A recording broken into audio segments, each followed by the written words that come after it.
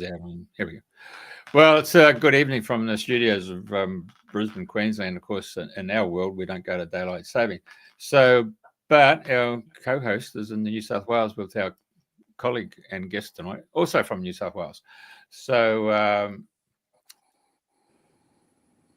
yeah, that's right. And then YouTube threw something up in front of my face. Okay, so without further ado, I'm going to pass you over to my colleague, Zoe. Yeah. You.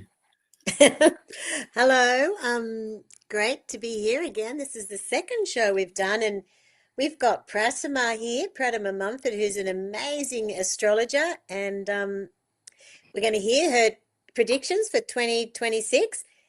Pratima's done astrology for David Bowie and at the Woodford Festival, and there was someone else. Who was the other one? Well, his wife at the time, Iman. That was, like at least 30 years ago in Bali. I got to hang out with them both and do their charts. Wow, how fabulous. Anyway, I'm going to hand you over to Pratima because we're just so blessed to have her with us tonight and to hear what she has to say. So go ahead, please. Oh, well, thank you very much, both of you, Zoe and Jeff, for your very nice introduction. And yes, very honored to be able to be on your show. And I've been doing astrology since I was 16. That's a long time. So it's thousands of charts. My most famous chart was the David Bowie one. So that's why that gets mentioned. And that was really unusual because he seems such a unique person, so off the wall and so eccentric. But actually, his chart is incredibly grounded. And so, of course, he made more money than the Beatles. He was really, his Capricornian self is so sensible and practical that he organized his finances in a way that, almost no other pop stars did. So, and then he had this outrageous Iman. Remember, I think she was from Ethiopia or somewhere, Iman. And she was the one with the crazy wild chart. So it was a whole surprise doing his chart. So today I'm here not to talk about individuals' charts, but to talk about what I imagine may happen for the coming year and also beyond the coming year, because, the outer planets move so slowly that you can't just really meaningfully cut them off on the 31st of December 26th.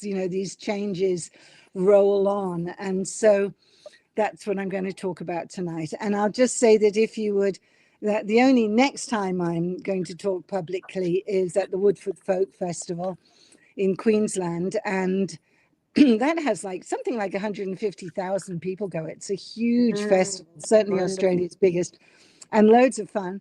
And they've got me on January the 1st, of course, because usually I'm on the 31st or the 1st. And unfortunately at 9 a.m. So I don't know who's going to be up and who will have survived the new year and be up at 9 a.m. on the 1st of January. But if you are at Woodford, please come along. It's in the Arbor tent, ARBOU, a bit like harbour without the H.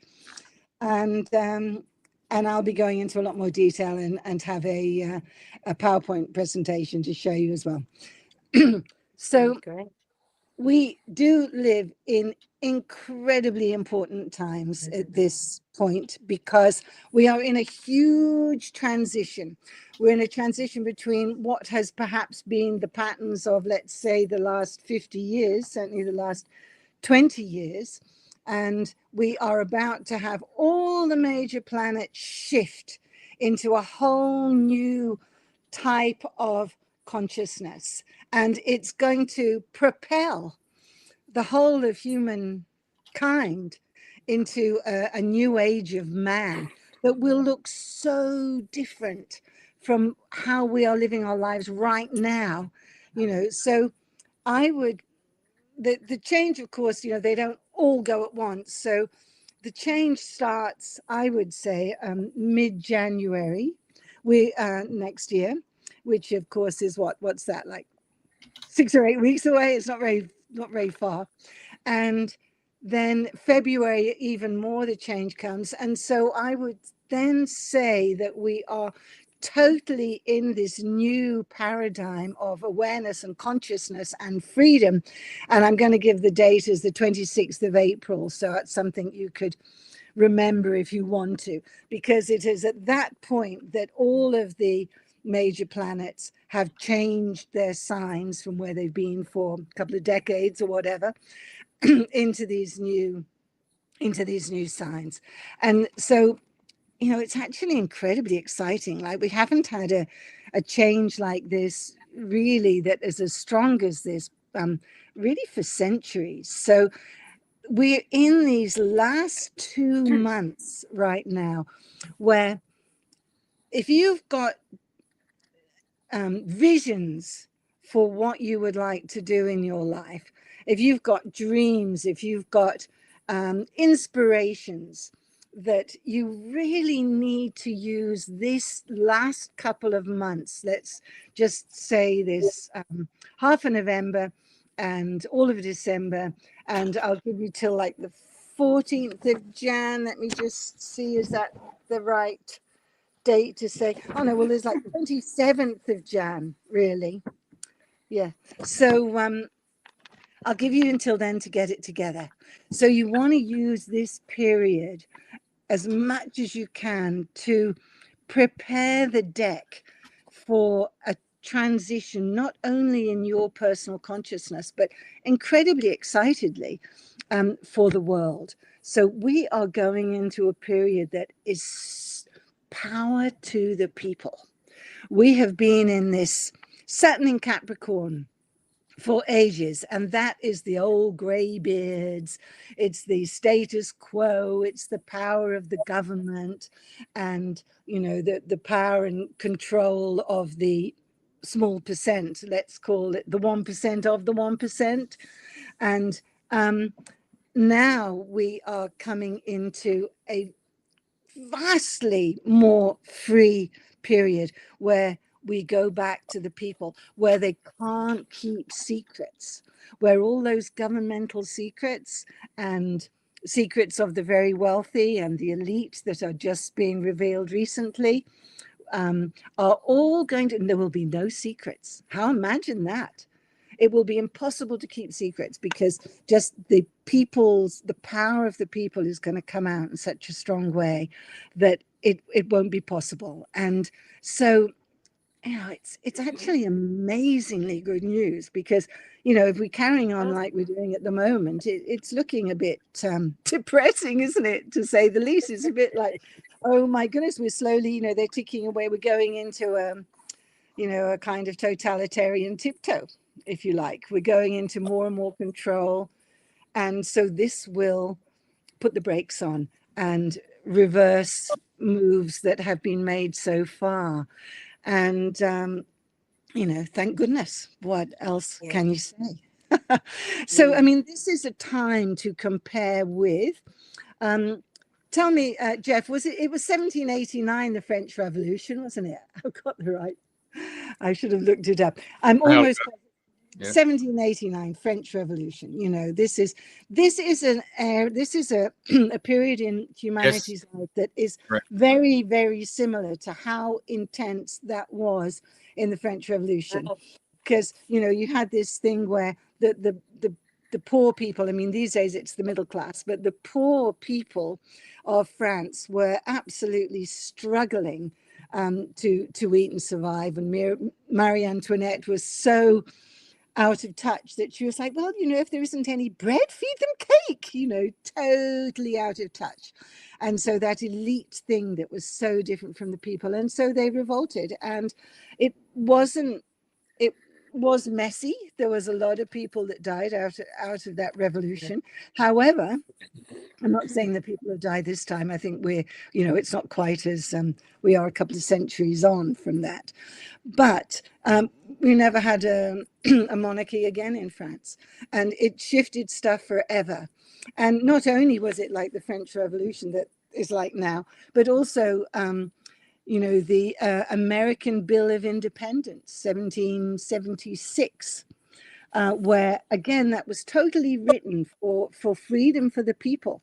That, you know, it's obviously being challenged a bit these days, but at that time, it was incredibly inspiring. And we, you know, it was very supportive of just your average person. And that sort of thing is what's going to happen now again. So it's it's going to have a little bit gradually. Let's say, I'm going to say the beginning of next year, but it does take time. These things take time. And so really we're all through 2026 and then also right into 2027. So like, you know, we're not going to have like immense powers of the people just bomb like that overnight. We're actually probably talking about a couple of years. And so I'd say, you know, by the time we're coming into the beginning of or the middle of 2027, we are really beginning to see the beneficial effects of the change. So, you know, it takes a little time. You have to be patient, but you do need to really be aware that anything you feel is not moving properly in your life at the moment, any areas where you feel you're stuck financially, in relationships, in your home, you've been thinking you really wanted to move, you know, like this really is the time. These 2 months are the time to do as much prep work as you can in every area of your life and really pull things together so that you are ready for this huge shift. And these couple of months are going to be quite trying. And you probably will find, or are you already finding, that things feel like they've speeded up so much that it's, you know, there's this restless energy that it's hard to come home within yourself and be calm. And it's hard to find those spaces. Like it feels like the speed of the earth is, of the activity of the earth is speeding up.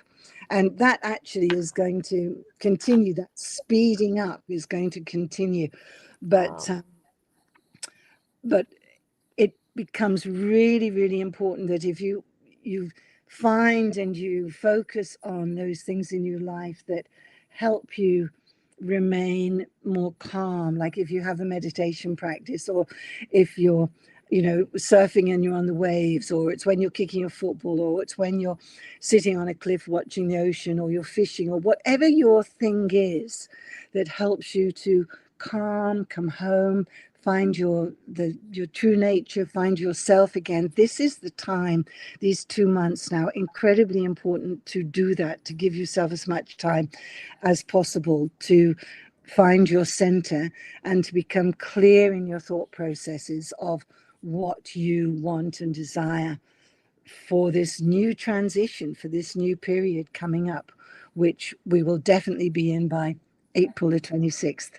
2026. Wow. Easy to remember because 2026, 26th of April. So you can remember that quite easily. So that's the broad picture. What's happening is all the major outer planets have been, have actually been in water and earth. So that's, you can just visualize yourselves that kind of energy. And now they're going into fire and air. So it's much more active, much more dynamic, and freeing for the spirit. So now I'll go into some of the more astrological. That's the overview. So in other words, a challenging next couple of months, and then this breaking through into the new era, which will be extremely optimistic. And so why is all that? I think. You want me to bring that chart up, or is that for just for no, not quite yet. Thank you for asking, though. Yeah, I'll say when. And so let's just start. A lot of people may know that Pluto, our outer planet, and in a way the one that influences the ages of man, you know, the big transition ages. So it's now just moved into Aquarius. and it's in 1 degree, I think, at the moment. It's been put through 0 degree, 1 degree. It's in 1 degree 45 minutes at the moment, and that really represents very well in one simple planet and sign what I've just been saying about this transformative energy that can totally bring the power of the people up to the top, put down those old greybeards. We don't need such tight government control anymore. We can be much more loose with that. And Aquarius is very much the sign that represents freedom of the people. It also just really means that we have this major transition that will also go into technology and AI. And so that represents these moods as well. So we are going to have to incorporate in this new world that's coming at the beginning of next year. There will be a huge impact of AI that will transform humanity's lives in ways that we can't probably fully imagine yet, unless you live in the Namibia desert or something. You know, it's going to affect pretty much everyone, or the Borneo jungle, you know, in which case life will roll on untouched. But for most of it, this transformation will happen. And we have this wonderful aspect that actually lasts for quite a long time now, where Pluto is in a positive trine or 120 degree aspect to Uranus. And this Pluto trine Uranus is extremely positive. Uranus is the planet of the unexpected, the unpredictable, of sudden change, of bursts of technological and AI influence. And in this positive relationship with the transformational Pluto, it will bring in a positive way these changes. So that sort of gives, in a way, the bedrock, if you like, where change can happen in a positive way, basically. And then right in the middle of those two, meaning that there's a sextile on either side, for those who understand a bit of astrology, a 60 degree on either side, is the conjunction or the joining together of Neptune and Saturn, both in the sky together. And they are both at the moment in the last degree of Neptune is in the last degree of Pisces, 29 degrees, and that is regarded as the malefic degree. Really, it's actually the very last degree of the zodiac, because 0 degrees of Aries is what is regarded as the very first number and sign in the whole zodiac. And so Neptune at 29 of Pisces, just 1 degree before coming into this new world, is regarded, it's called the anoretic degree, or I call it the malefic degree, because it's pretty challenging, and all that old stuff and old power control is having to die and make room for the new 0 degrees of Aries. And let's just tell you when that happens. So it's the 27th of January that Neptune goes into 0 degrees of Aries. Pratima, have you got some papers or something on the keyboard? Because when you move them, it's making a loud noise. Oh, okay. Thank you. I do have. Yes, thanks for telling me. Okay, I won't move them. And so Neptune is the the sign that rules the oceans and the water and so on. And so in this degree now, which it pretty much stays in now until the 27th of January, it's quite a long time. What's that? That's it's something like 10 weeks or something, in this very challenging degree. And so there will be, for this whole next period, lots of eruptions landslides to tsunamis, floods, all that stuff will be happening now. And, you know, nothing much we can do about it, but just know that it will pass, you know, by the end of January. But until then, it's going to have to see all sorts of, as you may have noticed, there's been a lot more volcanic activity than perhaps, you know, as a normal time.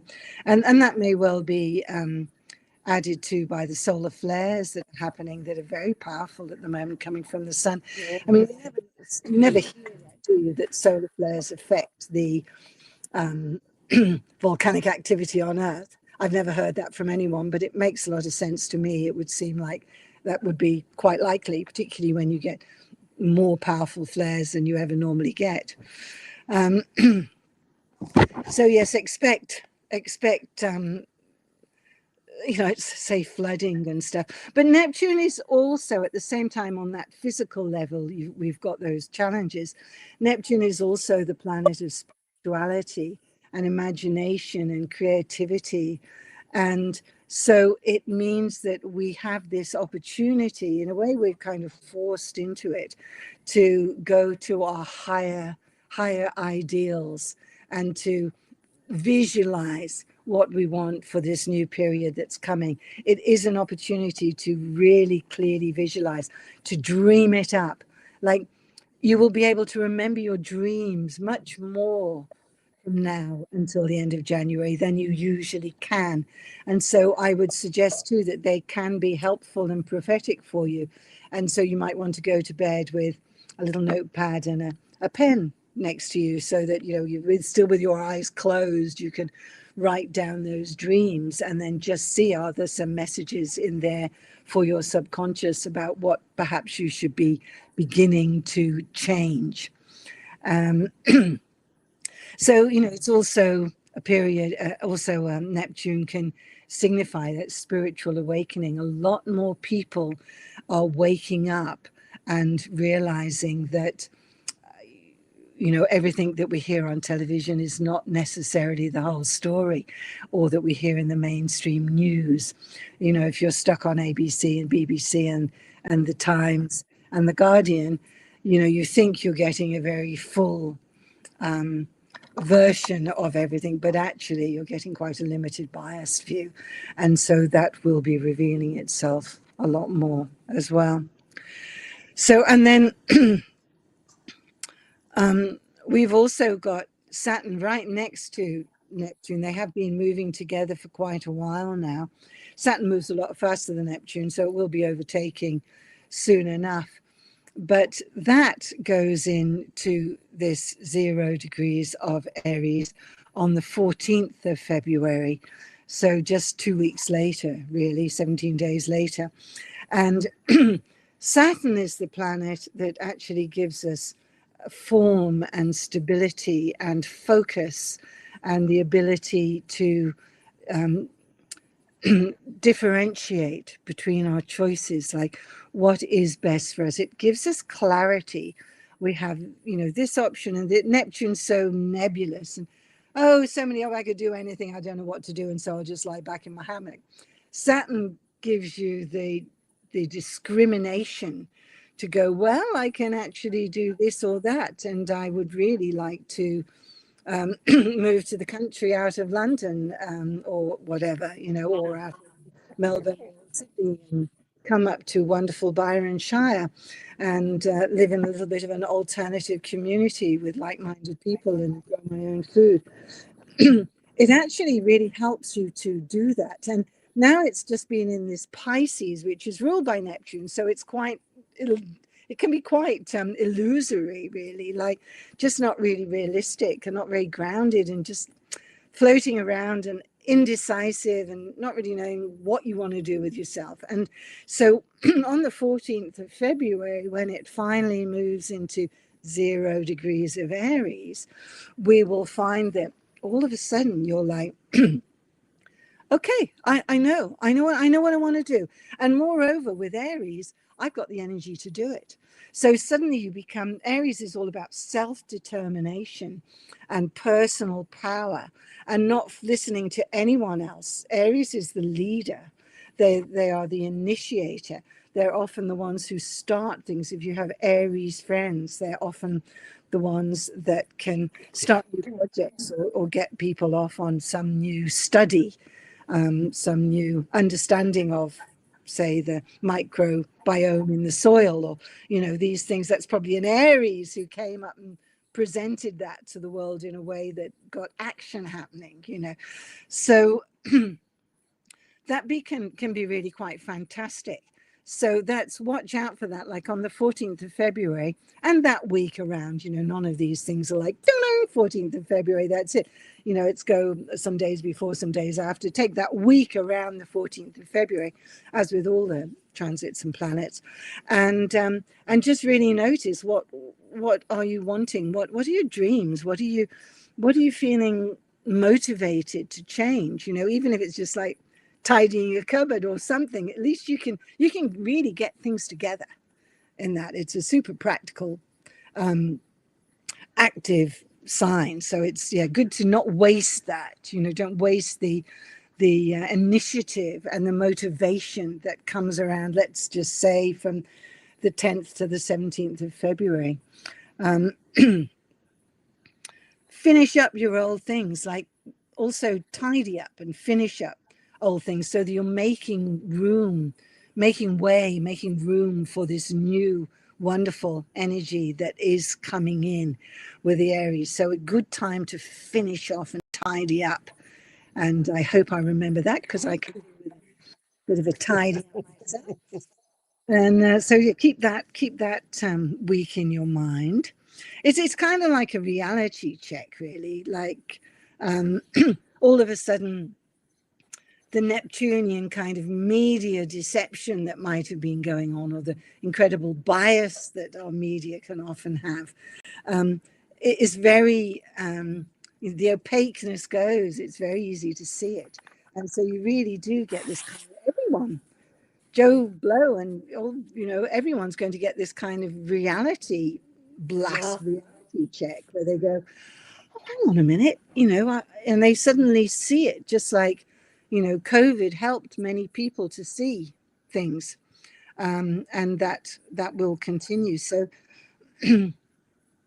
now it's actually, so we're talking about that week around the 14th of Feb, but it's actually the 20th of Feb, at the end of that week, when Saturn and Neptune, those two incredibly important planets that actually totally contradict each other. You've got the kind of yin yang in a way of them, with Saturn so stable and practical and, you know, and sensible, and Neptune so illusory and off the wall sometimes. We've got them both coming together in the sky above. So you look up and they will be on top of each other. If we could see Neptune, which we can't without a telescope, you'd see they're exactly on top of each other. And that's a very powerful energy, particularly because they're both in Aries. The last time we had a conjunction like that of Saturn-Neptune was actually 1989. What happened in 1989? Berlin Wall came down. The Soviet Union began to break up. Wow. You know, it was a very significant, and that will be similarly significant. In fact, I will bet that it will be more significant, because we're going into this Aries and this 0 degree of Aries. Now, the last time, it's something like 6,000 years ago that Neptune and Saturn were together in 0 degrees of Aries, at the first degree of the zodiac, the very beginning of the zodiac. You know, it's like, it's pretty huge. So what, I don't know what happened 6,000 years ago, but it was probably like pretty much the beginning of modern civilization. It was probably the Sumerians and, you know, Babylonians, and I don't know if it was Atlantis, and, you know, this kind of thing. So, you know, let's just say it was Atlantis, because no one really knows when it was. But I'd bet that it was somewhere around there, you know, from Plato's studies and stuff. It sounded like it could have been back then. and and it sounded like an amazing society, a very wise, enlightened society where spirituality and being in nature and so on were all very much a part of life. So I do think it could be extreme, as significant as that. So whether you believe in Atlantis or not, just getting that feeling of the beginning, what we regard as the beginning of modern civilization, isn't it? With the Tigris, Euphrates, and the cradle of civilization, and beginning the first people moving out of East Africa and going around and populating the world. I mean, they're the theories. I think they're probably wrong, but they're a good idea for now. And we'll go along with that because until we get something better. And so just I'd be beginning to get a picture of like the momentousness of this of these changes now. It's like French and American Revolution, Bill of Rights, and Atlantis all thrown in together into the same mush. It's like, goodness. So what will happen? So obviously it is going to be something very significant around AI. And, of course, there's a lot of us ones who are very wary about the dangers of AI, and I'm sure we should be very wary about it. And of course, these guys, these top executives like Elon Musk and so on, they're just rushing in because, they're terrified that China would get ahead. I mean, whoever gets ahead in the AI is going to be in a very serious advantage. And so everyone's rushing to do it and making it free, which is, And so I personally think that although there will be a lot of challenges with AI, we will find that it will very easily work out all sorts of ways in which we can solve the problems of the world. Like simple to go out and clean the oceans, that's just somebody is just going to work it out like that, in 30 seconds. And then somehow maybe then we have kind of automated robots or some kind of submersibles that actually can go and do it, So I think that we'll have all sorts of really great things that come out of this. It's going to be AI. It's going to be AI and technology. There's no way around that. It's going to be robots. So, you might as well you got to either lump it or like it because it's definitely coming. And so let's just put out, because our consciousness so can decide, our reality. Let's just put it out that there's an amazing amount of problem solving, and actually no one's going to have to work 8 hours in a factory anymore. That I'm quite resistant to the idea of a basic universal income, but that's probably what's coming. And but then let's get on with the artist inside us all, or society is just going to change dramatically. It's, what are they calling it, the fifth revolution. So the industrial revolution. Thank you, that's what it's called. So we had last time was suddenly the mills in northern England, and people all moving out of the country and suddenly being tied to these factory floors and stuff. I mean, it seemed like a pretty terrible revolution, really, but it's something like even much more mammoth than that. I do think it's quite exciting. What do either of you think? Well, I love the positive spin that you're bringing on it.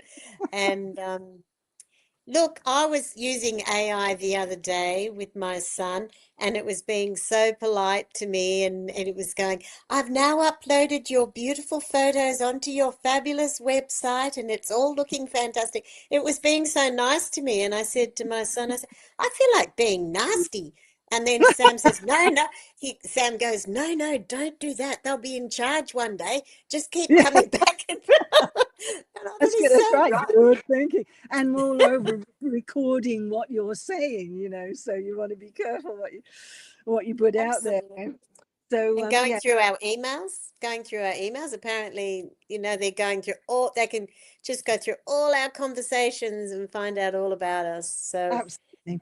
And my, telephone, like for the first time ever, my partner and I were talking about, I can't even remember what the topic was, but we'd never even mentioned it before. And then all of a sudden that same day, you know, the Yeah. algorithm coming up and offering us things. I'm like, just listening to my phone, you know, it's like, how else did it get that, you know? Yes. Everyone, Yes. isn't it? But at the same time, I think I just have to trust that, you know, I do trust that humanity, well, because I can see the astrology. Like if I couldn't see the astrology, I'd be pretty worried, to be honest, right now about what was going to happen.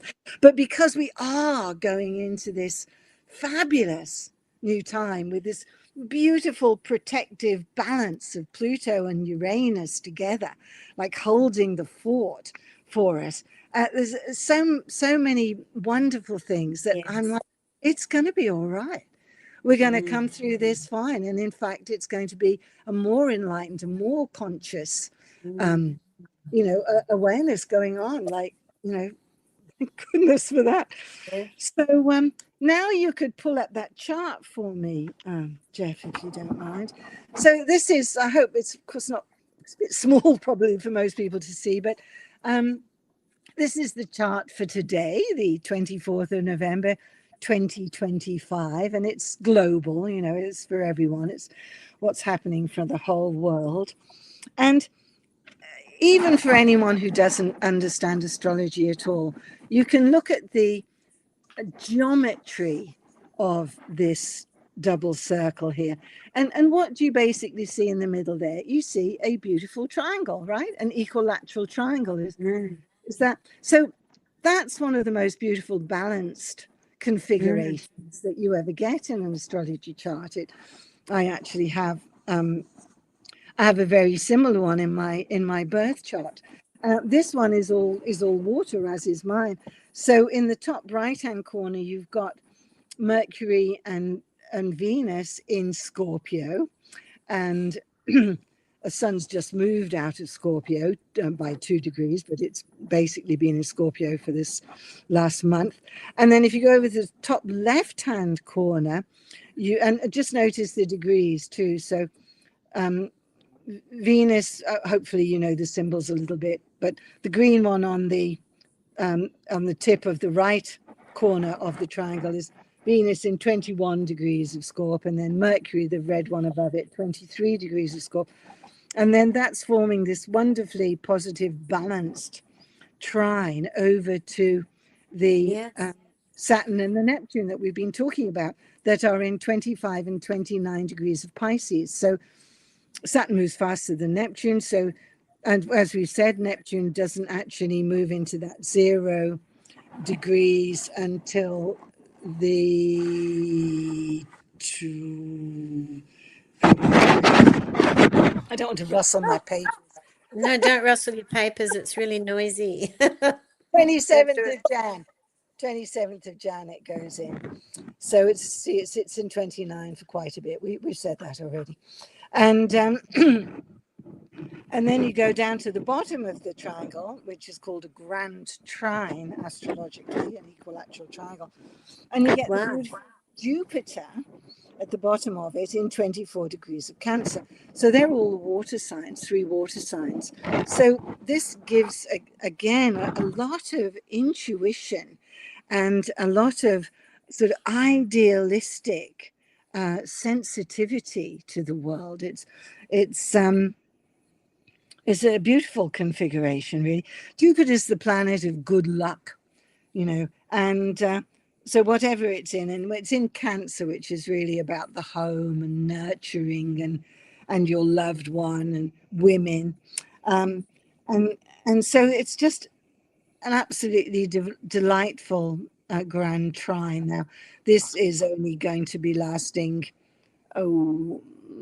this week or something, because Venus moves quite fast, and but actually it might go a bit longer, because we've got through till 29 of Neptune and still be in action in Jupiter in 24 degrees. So yeah, we'll give it a week or so to help us again. Now, hopefully this talk inspires you to get your shit together, and this transit will help again, you know, because just go with your intuition, like what needs to be dealt with first. Just go with your feelings, just go with the flow, and it'll be right. It'll be in tune. And then I'd like to show you just the configuration I was talking about that gives this beautiful backdrop of Pluto in in a 120-degree angle with Uranus. So the planet at the very top of the chart, the circle with the little arms and the little cross beneath it, that's Pluto at 1 degree of Aquarius. And then if you move down 1, 2, 3, 4 squares, you get Uranus, which is got the little circle at the bottom of it, and 29 degrees of Taurus. So it's 1 degree to 29. That's, 120 degrees apart. So that's the cup. And right in the very middle of it is this Neptune Saturn that I was talking about. So this very balanced configuration, which holds this sort of mini triangle between it. And then the one just next to Saturn there, which is the sort of cross at the top with a circle coming down in 25 degrees. That's called the North Node, and that's just one of the nodes of the moon. And it really indicates where we're going to, what our dharma is, where our path is, how we should travel now. And so that's quite helpful as well. Yes. So we've got a lot of clarity of thought at the moment too, because going over into the right-hand corner of the furthest right, that circle with the dot in the middle is the sun, and beneath it is Mercury and then Venus in Scorpio. And it means that the sun is together and has been together for the last week with Mercury, which gives a lot of clarity of mind, a lot of clarity in speech, able to express what you want to your friends, particularly to your girlfriends, because Venus is in there. So, it can be quite a time of kind of truth telling with your girlfriends, and a good time to say things because you can be, even though you've sort of got the guts to say things from Scorpio, but you've got the gentle kindness of Venus to say it with love. So, it's such a good time for a bit of clarity and honesty, particularly with your women friends. And just on the very far left of the chart is this K with a circle underneath it, and that's Chiron, and he's actually called the wounded healer, but he's actually the planet that helps you heal, and also sometimes creates sickness for you that has to be healed. So it's the healer and the healed both in one, and it's on the I won't go into the ascendant with it really, because it will change in different places in the world. But anyway, that's also in the middle of this Pluto-Uranus configuration. So again, I'd say a time of healing. If you are a healer, a great time to heal as many people around you as you can, but also to be healed. So a good time maybe to go, and if you were thinking of getting a treatment of some sort, an osteo or a massage or something or other, good time to do that. So I think that's all I'm going to say about today's chart, because I'm really more interested in the big picture. At the moment, we've got 5 planets in the last 2 degrees of signs, which again is indicative of what I'm saying about starting this whole new age of humanity. So looking around the chart, we've got Neptune in 29 degrees, Uranus in 29 degrees of Taurus. Oh no, that's all really. So, but there's a lot at the end of it. Saturn in 25, that's moving fairly quickly. Chiron in 23, Jupiter in 24, Mercury in 23. So they're all coming to the end. They're all coming to the 30-degree mark. And and when we get this shift into the 0 degrees Aries of Saturn and Neptune, it's going to be really remarkable. So please note that date is that's the 20th of February. So the whole of January, February next year, yeah. And that's the Saturn-Neptune conjunction. All of the planets for quite a while have been retrograde, appearing to move backwards as we look from the perspective of the Earth. All of them have been moving backwards, and so it feels like the whole world's been going backwards a bit. Like not much success with the Gaza-Israel situation, not much success with the Ukraine-Russia situation. It's all been rather stagnant. And so again, we should start now coming out, because all the planets start going direct. Saturn's direct on the 28th of November in 4 days. Neptune's direct on the 10th of December. Uranus is the last one to go direct, and that's on the 4th of Feb. So, things are really going to start looking up at this, mid-Feb, I'd say.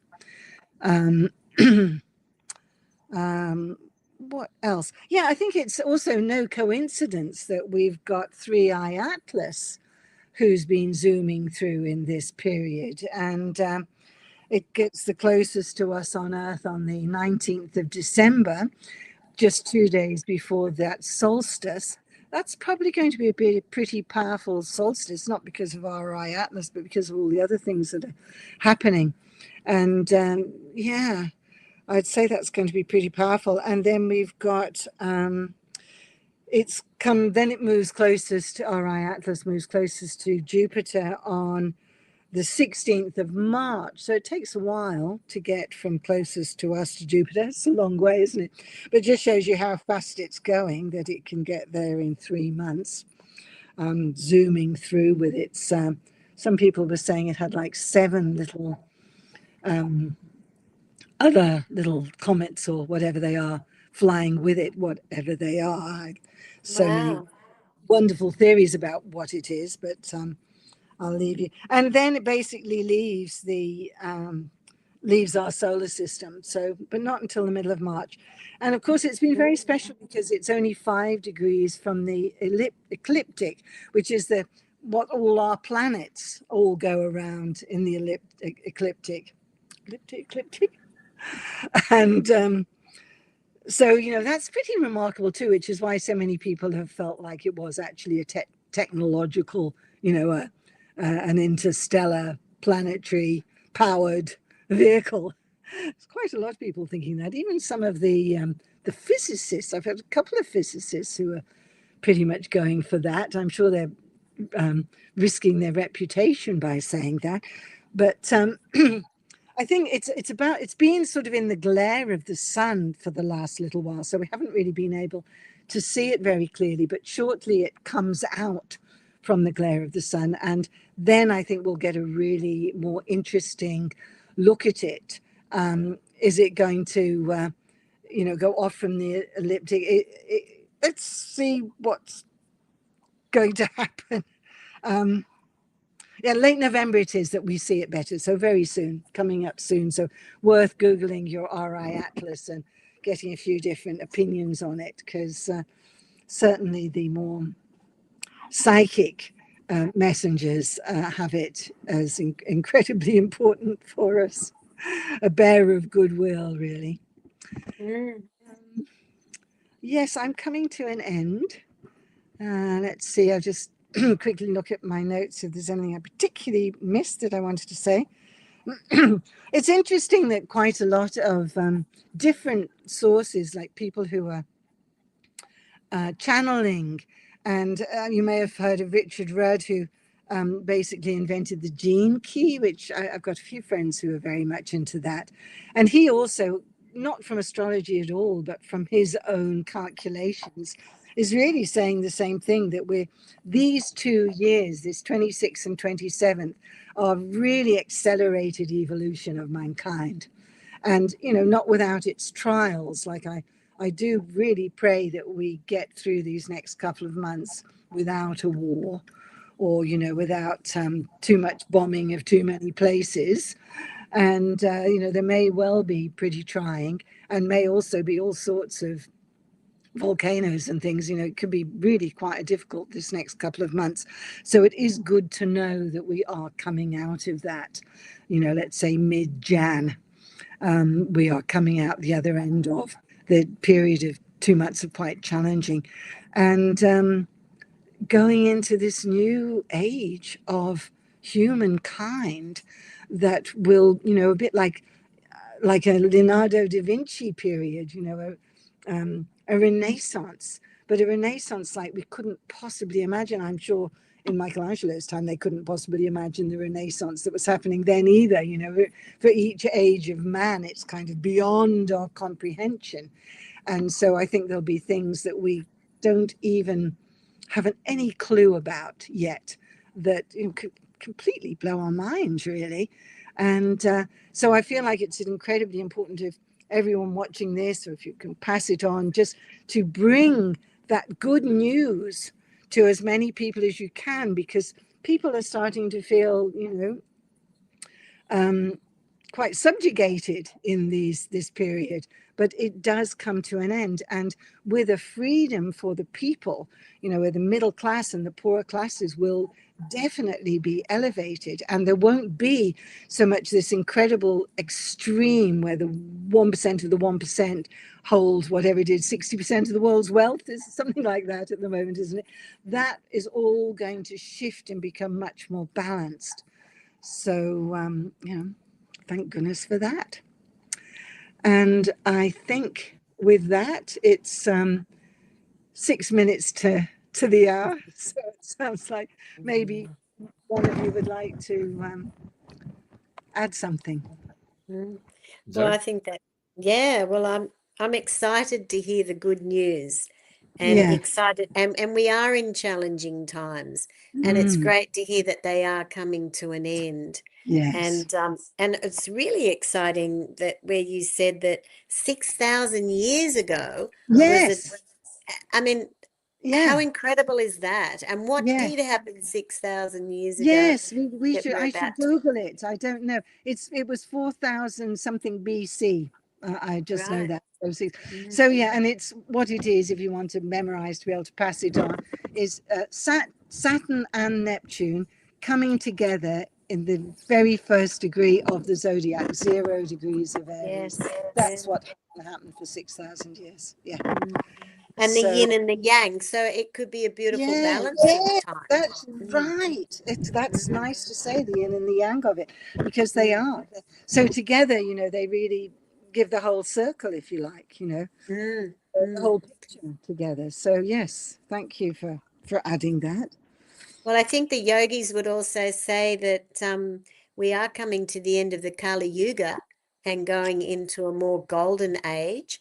And that could make sense with the Vedic scriptures being written 6,000 years ago. Oh, yes. Some yogi might have been sitting there, Yes, that's right. We do know that some of the early, I think it's the Puranas, some of the earlier Vedic scriptures were 6,000 years old. Yes. And of course, they had their vihanas, they had their flying machines, and there's some reason to believe that they may have had some kind of nuclear or atomic warfare tools as well. But I think it was probably an extremely enlightened and wise time, and I bet India was this divine paradise of on earth in those days. So so there's something like that again. Yeah, I hope that's it. Well, I think that's wonderful. And I think it's really good, actually, that you're doing the Woodford on the first day of January at 9 a.m. What a perfect time. You just wake up, come down to the tent and listen to Pratima tell you how to manage the year.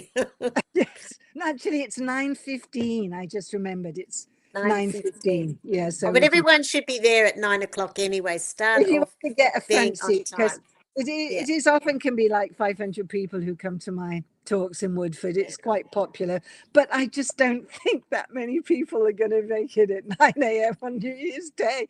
So anyway, what to do? They'll be very keen. Whoever's there will either be very old and went to bed at 10 p.m. or just super keen. So one or the other. They're still awake. They're still awake Oh, from the night before. they're still awake. I should catch that lot. That's how I'll get the 20-year-olds. I should. Good. Thank you for reminding me, Yeah. Zoe. I'll just please stay awake. That's the way to do it. Yeah. Yeah. Great. Well, thank Well, you so much for coming on and sharing. yeah. I mean, I know you're in demand and you've got a lot of experience, and it was just a great message for us all to hear.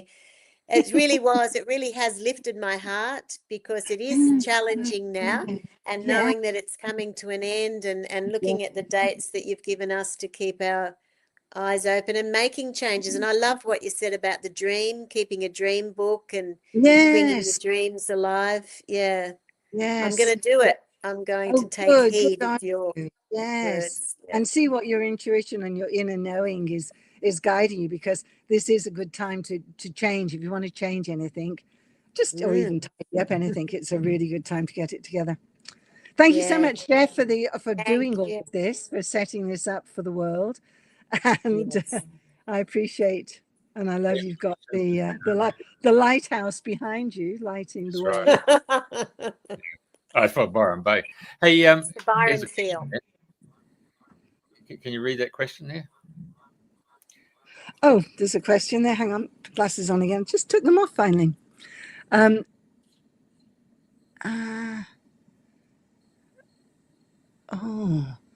Okay. Let's check him out. Patrick Watson,